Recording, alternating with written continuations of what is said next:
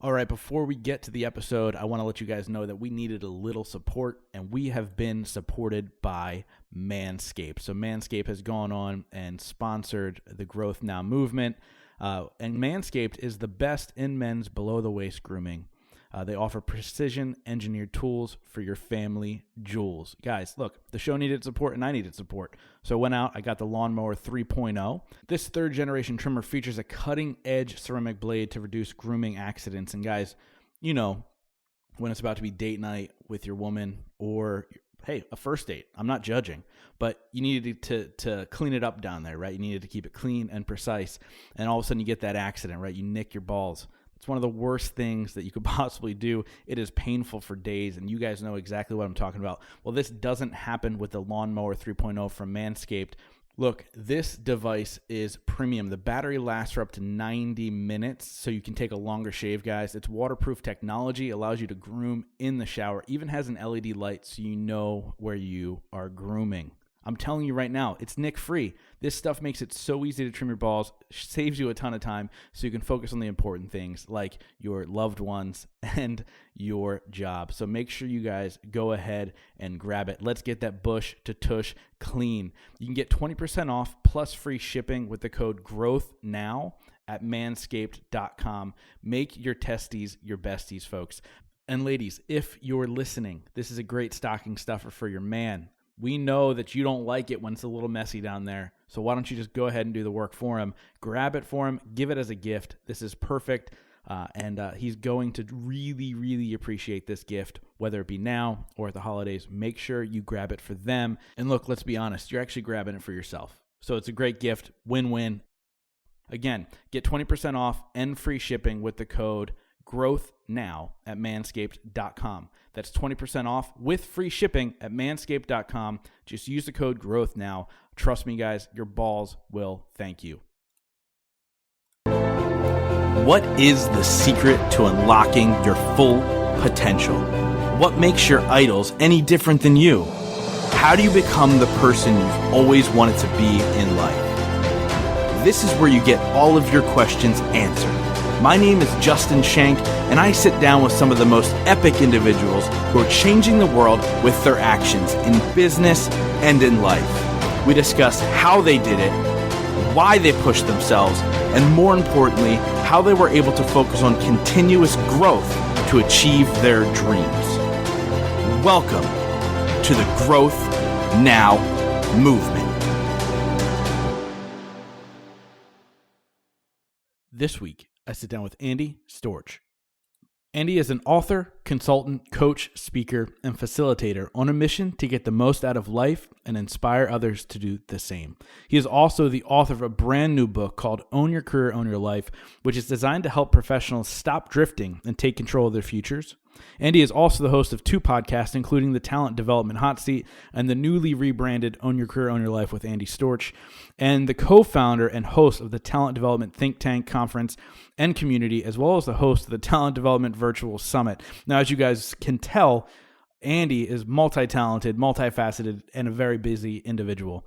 It's kind of a cool story how we connected, actually. Andy saw me speak at PodFest a number of years ago and waited in line to chat, and we chatted. And, you know, when you meet certain people, you know how impressive they are. You know that they have a big heart, and you know it's somebody that you want to have in your life. And so since that moment, Andy and I stayed connected. He came to Growth Now Movement Live last year, which was incredible. And he's just become a good friend over time. And I'm happy to have him in my space and really excited to share this conversation with you guys. We talk about a number of different things. One, we talk about his book. We talk about finding your passion. We talk about creating live events and then COVID shutting us down and switching to virtual. And we talk about all those things. And I think you guys are going to feel like you're truly a part of the conversation. Now, before we get to the episode, I want to thank you guys so much from the bottom of my heart for tuning in over the last number of years and following me on this crazy journey and taking part in my live events. And I coach some of you and I work with some of you, and it's truly been an honor of mine. This episode is actually episode 350. When I started this 4.5 years ago, I had no idea where it would lead, where it would take me, and even if I would still be doing it today. And I can still say that this is one of my favorite things that I do. I feel honored to be able to have these conversations.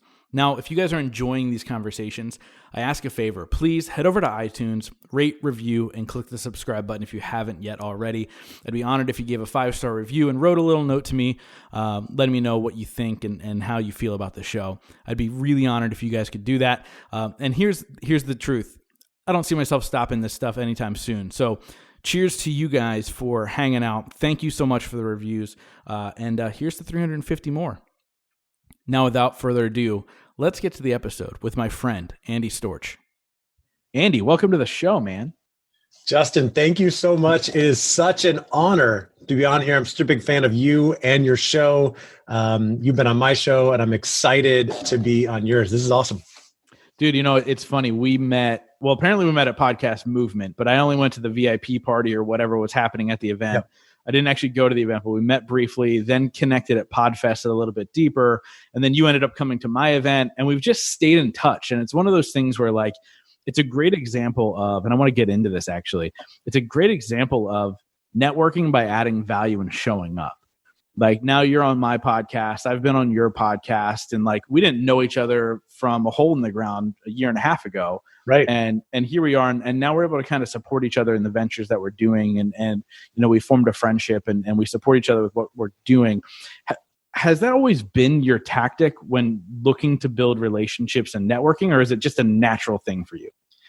I would say both. One is I have been strategic about it for many years, not deviously strategic about it, but I am always seeking to connect with new people, to provide value, hopefully give value first, lead with curiosity, get to know people. And I do think it's something that I'm blessed with a natural strength or tendency with, which is really interesting because I grew up being a very shy kid all the way through high school. I had a very small group of friends, maybe 5 or 6 core friends. I was not one of the cool kids. I got to college and I blossomed a little bit. I joined a fraternity and started connecting with more people and ended up being president of my fraternity, which was a complete shock to my parents, I think, in college. But I got a few years later, I went back to school to get my MBA, and I got really serious when I read a book called Never Eat Alone by Keith Ferrazzi in 2005. And that book completely changed the way I approached it. And it got me really serious about networking and building relationships. And I've always been taking the approach of curiosity. Let's try to be friends and see what I can help you with. And knowing that that's mostly going to come back to me down the line, if you kind of believe in karma. And speaking of that, I remember even thinking it after you and I connected. We hung out at PodFest, and then I had you on my podcast, and you were talking about how you were hosting your first live event coming up, the Growth Now Movement Live, and I was starting to plan my own live event. So I was like, I gotta buy a ticket and go to Justin's event, and hopefully karma will help me sell some more tickets to my event. But I knew it was going to be good, and so I jumped right in, and of course, we were able to continue to get to know each other and build a stronger relationship. And a lot of it comes from just showing up and trying to being nice and generous and trying to find ways to help others. Yeah. And I love all of that too, because look, I think you get to a certain point in your life and you have to set an intention with who you spend your time with, who you try to surround yourself with. And people are when people talk about this, or even when I talk about how I approach relationships where I give first and I have no expectations of anything in return, but I guess there is an underlying expectation of at least camaraderie, right? Yeah. But why, I'm always curious, and I didn't even expect to talk about networking whatsoever, but this is interesting. But I'm always curious because when we kind of approach potential business connections or partnerships, all of a sudden we forget how to human. And we get all awkward and we approach it in such a weird way. Why don't we approach those things like we approach our friends or our loved ones? And I approach those relationships with a give first mentality. So why don't I just do that in the networking space as well?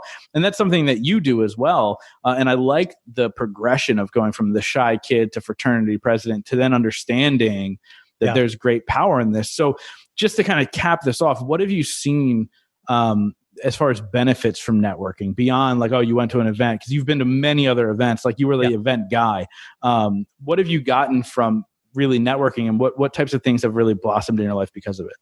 Well, there's so many things. I've gotten jobs, I've gotten business opportunities, I've found clients, I have become clients of other people, I've found out about other great events, I've had a lot of fun. But the biggest benefit for me is always making friends. It's building relationships, becoming friends with people. And you talked about having that human first approach. A lot of people don't take that. I used to go to these local networking events, and I know you've run and been to some of these, and they're not happening so much these days with COVID. But I would try to take the mentality. A lot of people walk into a room and say, well, if nobody here is a potential client, I'm leaving, right? I try to take the mentality that I'm going to make some friends. I'll lead with being a friend first, and then maybe there'll be some type of business opportunity. And same thing when I'm connecting with people. I'm big on LinkedIn. So I'm on LinkedIn all day, every day. I'll find potential clients or people that are potential partners, and I'll get people on Zoom and we'll chat and get to know each other. And I'm usually leading with that, like, hey, can we be friends? Let's build a relationship. I always say I want my clients to be friends. Now, I will say, vulnerable admission that I think I take this too far, because I'm always just building friendships with people and not going to the, hey, here's a proposal, you need to pay me for this, right? And then I don't make enough money to pay my bills. Like, I could be probably making more money. I think in the long run, it works out, right? I'd rather have friends than tons of money. Hopefully, if we do things right, you can do both. But, you can take it too far, right? I hired a sales coach because I was like, I got to close some business from some of these versus just being friends with everyone. But I always take the if you get on a call with me, I'm going to be asking more questions than answering, unless someone asked me for the call because they want to ask me questions. I want to find out about people and find out how I can serve them, how I can help them, how I can give value. And I find that, people always appreciate that, right? They like talking about themselves. And just remember the golden rules from Dale Carnegie and How to Win Friends and Influence People. The book is 80 years old and it rings true today. Everybody's favorite subject is themselves. Everybody's favorite word is their name. So just, let them talk and people like you more. Yeah. Well, my favorite word is Christmas, so it's not my name. Okay. But with that being said, it's very, very true. And one thing that to speak to that, and I had that issue for a very long time of like, wait, I'm helping all these people for free because I've become friends with them. And now here I am, I'm trying to make money. And here's the separation that I drew in the line of sand was I said, look, if they have something that I'm interested in return for this information, I'll do that because they're my friend. But if they have nothing in return for that information, they should pay me because they're my friend. And so that's just the reality. And, usually I'll cut them a deal, but I'm not going to waste my time with what I get paid for. I'd rather just have a cigar and talk shop with my buddies versus giving them all my information. But yeah, it's so true, man. But let's get into a little bit about who is Andy today. And then I'd like to break down how you got there and all the amazing things that you're working on. Because look, like you talk about my event, but you've hosted a live event, you've hosted a virtual event, you've have 2 podcasts, I believe. You speak all over the country, and now you've written a book. But who is Andy today? Let's start there, and we'll break down how you've really managed all this stuff. Yeah, it's funny. I mean, you have a lot in common, and we've taken different approaches to where we got to. But in general, I'm a consultant. I really see myself as a connector. I've primarily spent the last few years working in the world of corporate talent development. So that's training and development for a lot of companies. I have sold and run a lot of training and development programs, teaching things like leadership development, strategy, business acumen, things like that. And I used to fly all over the country and the world running in-person workshops before COVID hit. And that completely changed my business, as it did for a lot of people. I've been doing that for about 10 years. And along the way, I started a couple of podcasts. The main one is the Talent Development Hot Seat, which is all about corporate talent development. It's kind of my business podcast, if you will. And that's something I started primarily as a networking vehicle about 3 years ago, because I had started one previously about entrepreneurship. I wanted to learn all about entrepreneurship, and I'd interview cool entrepreneurs like you. And then that morphed into the Andy Storch Show, which is now more about personal development, personal growth, and personal branding, things like that. But when I started the Talent Development Hot Seat, I had seen how podcasts can help you get connected in meetings with people that you might not normally get to talk to. And of course, I've watched you get to interview and have people speak at your events. They're really big name, awesome people. And so you know exactly what I'm talking about. And I started using it to get connections with potential clients in the talent development world. And a lot of my podcast guests have turned into clients, friends, people part of my network. which has been really awesome, going back to the topic of networking. And that show grew. And back in January of 2020, my friend Bennett Phillips and I co-hosted a live event called the Talent Development Think Tank. So that was a conference geared at those talent development professionals. And as you know, a ton of work to figure that out and market and sell it out. And like you, sold it out right before the end. And so that all came together. And then business was growing. And then, as I said, COVID shifted everything. And I shifted a little bit of focus. I started a membership community for talent development professionals called the Talent Development Think Tank, kind of a spinoff of that conference, is one I'm running ongoing now. And I've been working on this book all year called Own Your Career, Own Your Life. So a lot of things going on. The main thing now is the community and the book, and I'm creating some new corporate learning programs for companies. But the most important aspect of my life, of course, is I'm also a husband and a father of 2 kids. And as I like to say, a friend to many, always all about, building those relationships. Yeah, dude, there's so much there to unpack, right? Like I got into this, then I shifted to this. Now, how planned out and strategized are these things that you go into? Like, are you like, okay, this is going to lead to this, and then 10 steps down the line, it's going to be this? Or is it like, hey, this is something that interests me, it's intriguing, I'm going to jump in and give it a whirl? Like, is one of those paths kind of your thing? Or is it like, there's a long game to everything that I start to do? It's both. It's a balance. I am definitely a, how you describe it, like a squirrel kind of guy. I see the ideas are always coming. I see the squirrels running by. I got really into personal development about 4 years ago and started getting really into entrepreneurship and listening to great podcasts like yours. And I'd get all these ideas, right? And I was like, oh, I'm going to go do that. I'm going to create a funnel and write a book and host an event and do all these things. But I have learned to start to think about, how do these things fit into the long-term plan? What do I want to do? What can I handle doing at one time and then put off for another? So for instance, you and I both just hosted virtual summits. I had also been working on the book all year. So I pretty much put the book on pause for about 3 months while I was planning and setting up that virtual summit. And then once the summit was done, took a quick vacation, a week vacation with my family. And then we shifted to the book launch plan and how do we get this book out there. Now, there's still a lot of balls in the air, as they say, probably too many things going on. I do have a long-term vision of where I want to go, what I want to be, and I want to be on more stages, physical and metaphorical, impacting the lives of millions of people, helping them live more intentional lives. So there's a lot of different avenues to get there, and I want to make sure everything I do adds into that. But I'm also getting new ideas all the time, and I've got to try to evaluate, does this fit in, or is this something I need to put off for another day? And just as an example, before I finished and got this book published that we're talking about today, I got a great idea for the next book, and I really just wanted to start working on it, which is something I would do. And I had to stop myself. Be like, just take notes, write it down, and work on it in 2021. Right now, we've got to get this book out. Otherwise, it won't be the next book because the first book never came out. So, we got to make sure that we follow through on the things we're doing, which is always a challenge for me. Yeah, they say that happens a lot when you're writing a book, and I haven't written a book yet, and everybody keeps asking, when are you writing the book? Yeah. At some point, especially Karen Anderson, she's like, when are you going to get the damn book done? And so on and so forth. I have that conversation often with her. But they say that happens often. Like when you get close to finishing a book, or as you're writing a book, these new ideas come about because you're like, I go down this rabbit hole, but no, that's a whole nother book. And I think that is kind of like, it's interesting to me with what you do, working with corporations and organizations and talking about talent development, when a lot of people who are entrepreneurs kind of try and cater to entrepreneurs. And that's not kind of the tack that you took, which is respectful and probably smarter because corporations have money and entrepreneurs building businesses don't necessarily have money. Don't always do that, right? Yeah.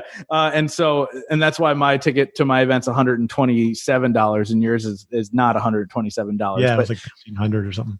Yeah. So when you look at that, like what made you want to focus on that? Like, why is this a passion of yours? Why is talent development a thing where you're like, this is something that I really want to focus on?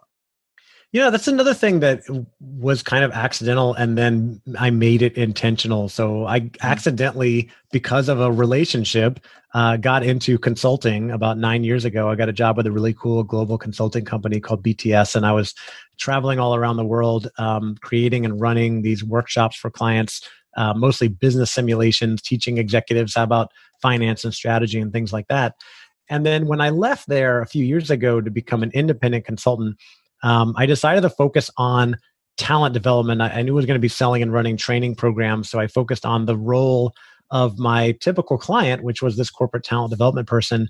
And I decided to, having studied what a lot of other people like you out there were doing in the marketplace, decided to try to build a strong personal brand in that space. And so I started the podcast. I spent a lot of time on LinkedIn because that's where everybody in the corporate space was. Side note, you'll appreciate this. When I went to start the talent development podcast, I had this great idea to go interview corporate professionals. But again, like you're saying, looking around, I didn't see too many other podcasts doing that. Yeah. And I remember posting one day in one of the podcast Facebook groups that we belong to, where there's like hundreds or thousands of podcasters. Has anyone done this, started a podcast for interviewing corporate professionals? I'm worried because I was worried they might not do the interviews, right? Because, corporate communications would step in and say, oh, you can't do public interviews or something like that. And so I asked, has anybody done this? Anybody have any tips? And I got nothing except for one guy who commented and said, oh, I wouldn't do it. That'll never work. And I was like, what? That can't be true. I'm going to give it a shot anyway. And side note, old me probably would have seen that and been like, oh, okay, you're right. But no, now I'm like, forget that. I'm going to give this a shot. And I remember when the first person, her name was Amy Dunn, accepted my invitation and did the very first interview. And then I got introductions, next person. I never had a problem booking guests, of course. And it kind of grew into this thing in the corporate space. And, to your point, going after corporate, I think it's harder to get in. There's budgets and cycles and all kinds of things. It takes a lot longer, but there can be a lot more money there than selling to entrepreneurs. So or selling to B2C, as they say. It's trade-offs, No, for sure. And it's so funny, like that thought process of like, is anybody even going to want to sit down and be interviewed? That happens across the board. Like that's actually one of the biggest things holding people back from starting a podcast is they think, oh, what about guests? And as you know, as you get into it and you're a year in, 2 years in, the last thing I want is more guests. Like stop pitching me, stop coming at me. Like I get it. Like I think I'm upwards of 40 plus pitches a week for my podcast. And it's just like, it's just insane and very, very, look, I'm going to put an asterisk to anybody listening. I very, very rarely, if ever, accept a pitch. And I can't say never because I've like Sean T got pitched to me. Of course, I'm going to have him on the podcast. Like those people get pitched to me as well. And so it's just a crazy world. And so if anybody's thinking and hearing this, it's never an issue. Start a podcast. Just go do it. And you can end up on our shows, either one of our shows. Like just come chat with us. In fact, you talked about that when we met at PodFest. You gave a talk. One of the sessions was about this very subject and like how to go about getting the right guests and dealing with pitches and how to get on other shows. I basically took the advice you gave and just followed that over the last year up to get to this point where I'm on your podcast now. So good job.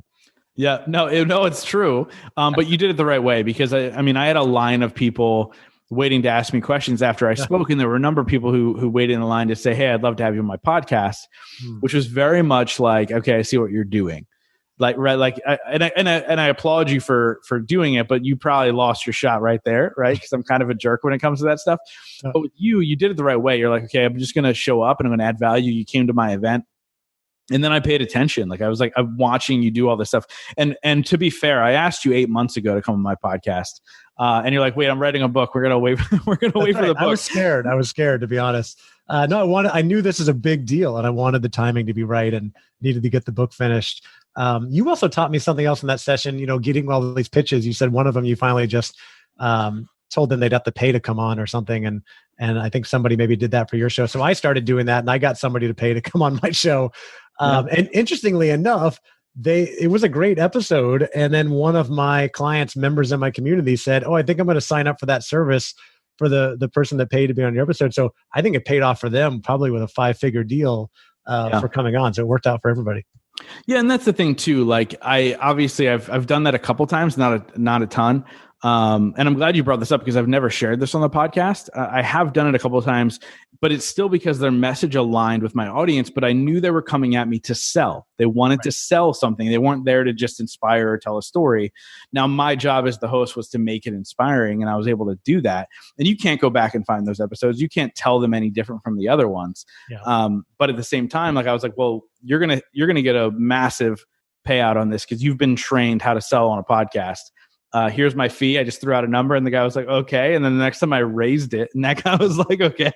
And I was like, cool, I'll do this. And I've done it 4 times, I believe, over the course of 300 plus episodes, until I was finally like, yeah, I'm just done.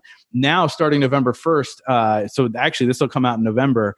I will have a sponsor on the show, which is Manscaped. And so I get to do incredibly hilarious advertising. So guys, tune in after November 1st. Manscaped will be a sponsor of the show, and you'll get some discounts from me and stuff like that. Anyway, that's great. Back to you now. But when you think about this book that you wrote, right? Let's get into the work that it took. Yeah. Talk about what is the direction of the book? Why should people pick it up? And then I want to talk about the tactics inside of this book, because to own your career, own your life, is something people don't talk about at the level you're talking about it. Yeah. Because we have these entrepreneurs, including myself, that I found freedom and happiness and my own life in entrepreneurship. And so there's countless people talking about quit your job, go do this. Right. And you're the opposite. And I'm intrigued by that because there is happiness. And I say that all the time. I'm like, look, if you're happy doing what you're doing, just make yourself happier by doing that. Right. But let's talk about the idea and the concepts behind this book a little bit. Yeah, well, you nailed it right there. And that's a big reason why I wrote this book, is because I got into this entrepreneurial space and I'm studying everything I can about building a personal brand as I try to do that for myself.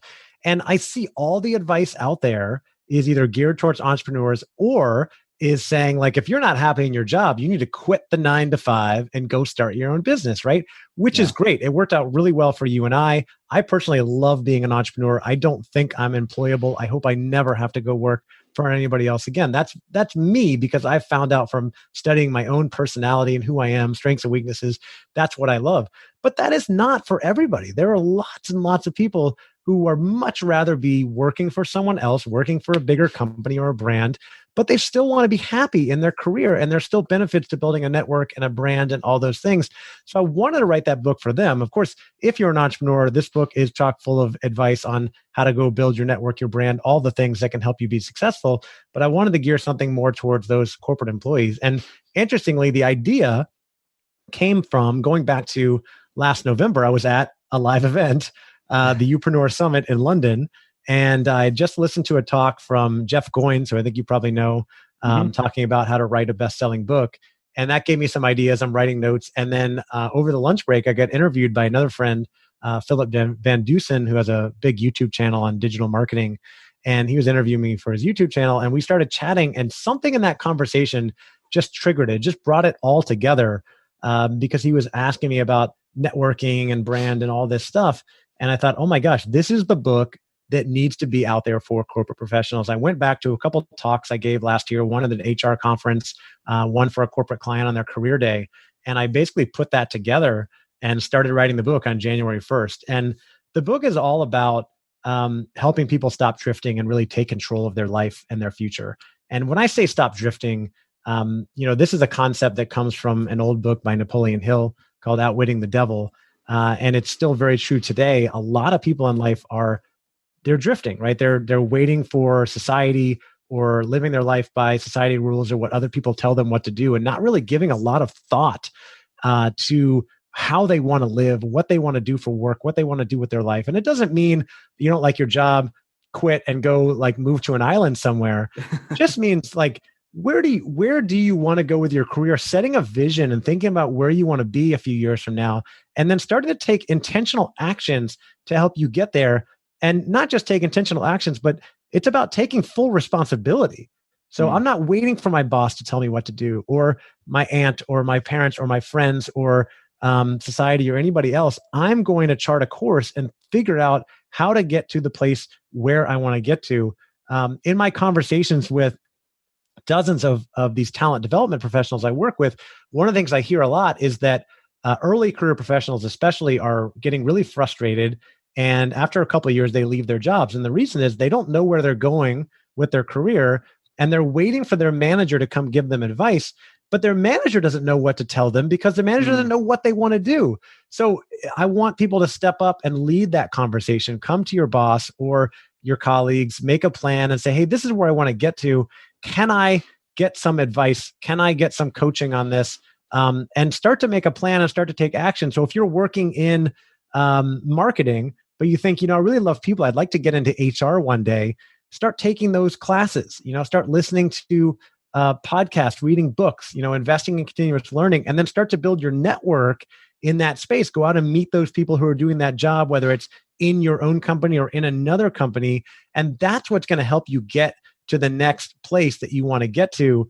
It's about really setting the plan and being really intentional. I want to lay out for people how they can go do that and then how they can go achieve any of these goals that they set for themselves and the actions they can take along the way. Yeah, dude, I love that. And it's so important to understand that somebody else's happiness isn't yours. Like, because they found happy, like you said, like you're literally helping these people find happiness in their careers. You're like, I don't ever want to be employed ever again. Like the first thing is understanding what is it that's going to fulfill me? What excites me? What are those things? What would you say to somebody who is a little lost? Like they're like, I know I don't want to be an entrepreneur because that's stressful as shit. And both you and I can attest to that. But so I'm good with the corporate world. I'm just not happy in this role. How do they start to find out or look into things that they might have interest in? Yeah, it's a great question. And you're right. Being an entrepreneur can be stressful. I personally love it. For a lot of people have told me that is not for me, which is great. You don't have to quit the 9 to 5, and you may not even have to change jobs. It starts with self-reflection and thinking about, what is it about the situation and job I'm in right now that I don't like? It could be the specific job that's not fitting to your strengths. It might be your manager that you don't like working for because they're a tyrant and they're just causing stress for you, but the job is okay. It might be your overall situation of the way your hours are structured. Maybe you're not getting enough time to work out or spend time with friends or other things you want to do. And it might just be as simple as restructuring things to say, hey, I'm going to change my schedule, set some more boundaries, and I'll be a lot happier. It might be that you're not in the type of role that you want to be in. And so you've got to start to think about, what are your strengths? What are your weaknesses? What do you enjoy doing? What do you not enjoy doing? And is there a possibility that you could go to your manager or go to your company and say, hey, here's the situation we're in now. I'd love to spend more time doing X or Y, and I think it would benefit me and the company. And you never know, they might be really open to that. They might not. I've done that in my career and gone to my manager and said, here's my strengths. I'd like to do more of this. And they said no. And I eventually left the company, right? Because they didn't want to figure out how to place me to benefit both of us. But you might have a better manager than that who might take advantage of that. Or it might be, like I said earlier, you're in one type of role like marketing and you really want to get into HR or finance or do something completely different. Then you want to start making a plan. Start thinking about, well, how can I get there? What would the steps look like? What learning do I need to do? Do I need any certifications? Who could I add to my network that could help me with that? What sort of reputation do I want to start building that would allow me to get there? And I think it really starts with that self-awareness. And you can also, if you're not sure, going back to the networking piece, one of the things I talk about in the book and that I've done in my own life as well is go out and talk to people and do informational interviews. I love doing this. When I was in business school, I had no idea what I wanted to do. So I just started reaching out to a lot of alumni in finance, marketing, different subjects. And I would just, hey, can you get on the phone with me for 20 minutes? I want to ask you questions about your job. And that's what I would do. And I would learn so much and build the network along the way. A few years ago, I decided I want to get into coaching. And so I just started reaching out to a lot of different coaches. And I would get on the phone and ask them questions about what they do, how much they charge, how well they're doing, how much money they make. By the way, the answers were across the board, just fascinating. And so for anything you want to get into, you can start with that. You don't have to dive into something right away. And then finally, when you think you know, you don't know, but you think you know, take a shot, right? Go do it just like you and I have, because you only get one life, but there is plenty of time. And if it doesn't work out, you try a new career, a new job, you have that conversation with your manager, it doesn't work out, you can always pivot and adjust and try something else later. But you don't want to be stuck in something too long. And I think the big mistake a lot of people make is they just stay thinking, oh, one day maybe things will get better. But without you taking responsibility and taking action, most likely nothing is going to change. Yeah, dude, you've said so much there that is on point, right? Like, and you talk about the informational things of like picking the brains of these careers that you find to be intriguing. Like that's actually something they taught you in school. Like I remember I had to go and interview somebody of a profession and learn about them. Like there's a great lesson in that, right? Like to be like, okay, well, I'm interested in this. Let me learn more. Or go start a podcast. Like how much have you learned podcasting about different industries, about different, everything. Like, and that's part of the reason I have people on my podcast is because I want to learn from them. Like if you're not learning, you're not trying to figure something out, you are a little lost. So start learning, start picking up information. So I love that, man. So as you know, the cool part about podcasting is you get to interview some of the most successful people on the planet. So my question for you is, since you have had so much success in different areas of your life, first the corporate world, now live events, podcasting, the author of a book, which I believe we are recording this before the release date, but it's coming out after the release date. So I already believe that is a best-selling book. So you're a best-selling author, all of these things, right? Yeah. So what is your definition of success? And what are 3 things you do every single day to ensure that success for yourself? I love that question. So first of all, as you know, I'm sure you've talked about this in your show, and I think about it a lot. The definition of success, I think, is deeply personal. Everybody gets to define it for themselves. I think for me, it's changed over time. Right now, I borrowed my current definition of success, I actually borrowed from one of my favorite podcast guests, Jeff Hoffman, who maybe you know of or have had on. And he said that success is really being happy and content with your life and living life with no regrets. Now, it's possible that you might have regrets. I've had people argue that regrets are healthy. Michael Hyatt talks about that in his Best Year Ever book that I read, that it's healthy to have regrets because it teaches you lessons about what you want to do differently next time, right? Sure. Yeah. But I think it's really just being happy and fulfilled with your life is success. Now, that money can help with that. Title could help with that. Friends, family, all those things. But if you are, and I feel very, very happy. It's a balance, right? I feel very, very happy with my life, who I am and what I have right now, while I'm also always setting big goals and striving to grow and get bigger and better and do bigger things. Yeah. And I think the balance part of that too is that when you do strive for those big things and you try big stuff like hosting events and publishing books, is not to set expectations too high. And then, not to, if things don't work out, they fail or you make mistakes, you don't let that define you, right? That you learn from it and you move on and you do the next thing. And so for me, I would add in learning and growth is important. I've learned that learning and growth is really important for me in my own happiness and fulfillment. I think I spent many years in my 20s where I wasn't really learning and growing. And that's why I always felt like something was off, something was missing. So you asked about 3 things I do to help ensure that success. One is learning every day. So I spend some time reading every day or listening to podcasts or something like that. A second thing I think is just taking care of my health. So I meditate every day. I work out fairly regularly. I find that I feel I'm at my best when I'm able to exercise, meditate, do the things that I think make me healthier. And then for me, I would say it's probably also engaging. I do other things that are important, I think, like eating healthy and sleeping and writing in a journal and stuff like that. I have a whole morning routine. But I'd say the third thing, because I'm an extrovert and I think I really thrive on relationships and conversations, is having those things on a regular basis, right? Whether it's podcast interviews or just getting on Zoom and chatting. And the interesting thing is, before COVID, I was out there flying around and meeting up with people in person all the time. And it was awesome. And there's, nothing can replace that. I feel like I almost haven't missed a beat that much since COVID hit, because I've been on Zoom every day talking to people. I've been doing podcast interviews and events and just networking like crazy. And, the world goes on. And while other people are maybe sitting on the sidelines going, oh, what am I going to do?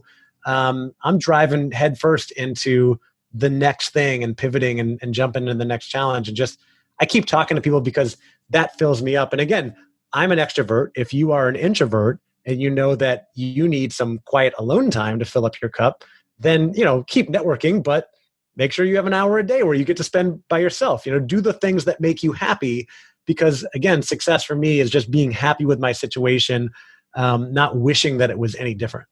Yeah, no, that's phenomenal. And I will say this, you were flying all over, you were connecting with people at every given second. You and I met in an airport. I don't remember what airport. Oh, that's You're right. like, you were like, when are you in the airport? I'm like, from this time to this time. And you go, me too. And then we met in an airport for a beer before we both took off. So it's very, very true. Like I think sometimes people listen to these and like, there's no way he does all this stuff, but he does. And it's true. And it's what you've implemented in your life to create the success. So I love hearing that, man.